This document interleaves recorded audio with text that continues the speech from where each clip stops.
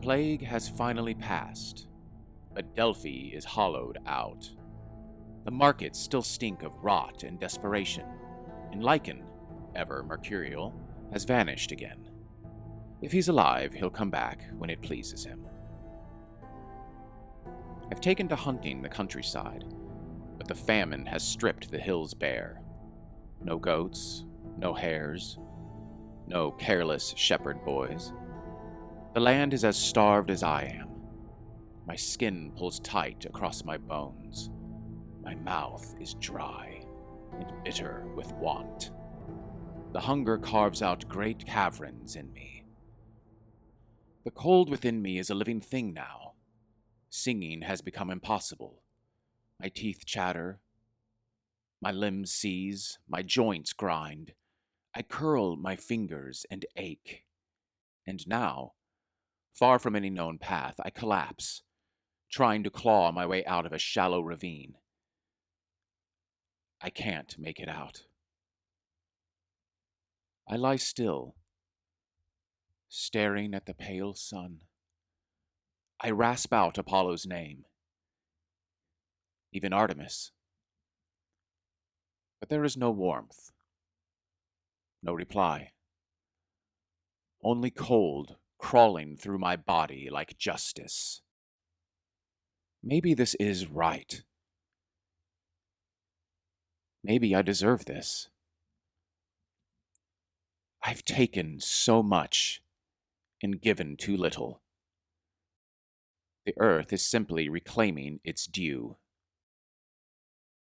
I don't remember falling asleep, but I wake up to warm blankets and the smell of milk. A small face, bright-eyed, wind-reddened cheeks. A girl, maybe 8, with tangled hair. With her assistance, I manage to crawl to her family's barn. She brings me comfort in small, careful offerings, blankets, herbs, goat's milk. Once she presses a cracked cup to my lips, and I taste something thicker. Copper. Sweet. Her own blood, maybe. I don't ask. I don't want to know what strange instinct led her to know what I need. I should leave. But I don't. I can't. Instead, I hide in the straw like a rat, nursing myself back to some twisted version of health.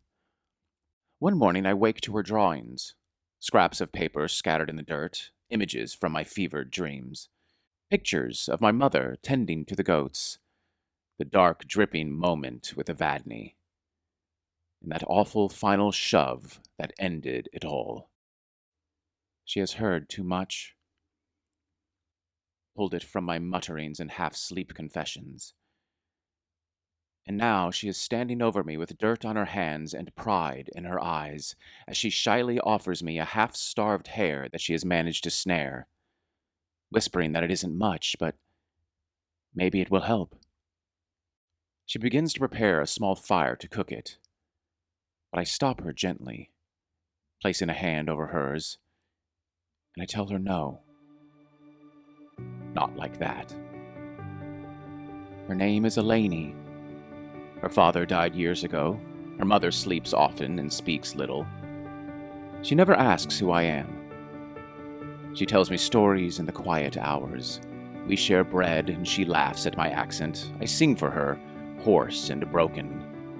But she listens with wide eyes like I am casting a spell.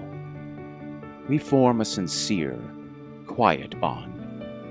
Strange, but certain. She draws pictures for me on scraps, feed sacks, old parchment, bits of wood, and I tell her stories wrapped in my blankets, of family and laurel crowns, liars and golden suns, heroes with tired eyes. I leave out the worst parts. She listens and draws, my mom, my dad, the farm and the goats, a version of me in a shining cloak with a kind smile. She holds them up proudly, and I cherish them all. Not once do I consider taking her. Whatever hunger gnaws at me recoils from her. Some old instinct marks her as sacred. She has saved me from the cold. She has saved me from myself. Around her, the beast sleeps in me. Over the last couple weeks, she has managed to catch me at least a dozen rabbits with her snares, and she nurses me back to some semblance of strength. And as the ache inside me begins to quiet, I know it's time to go. On the morning I leave, I press my purse into her small hand.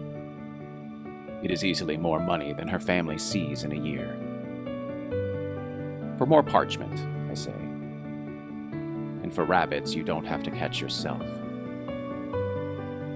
She wraps her arms around me gently. I return the embrace. Later, back in Delphi, in the familiar comfort of my home, I sift through the drawings and sketches she gave me. And hidden amongst them is a picture I don't remember seeing before.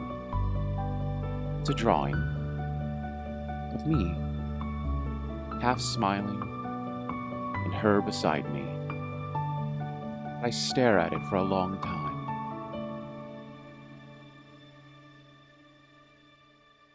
And it feels like hope.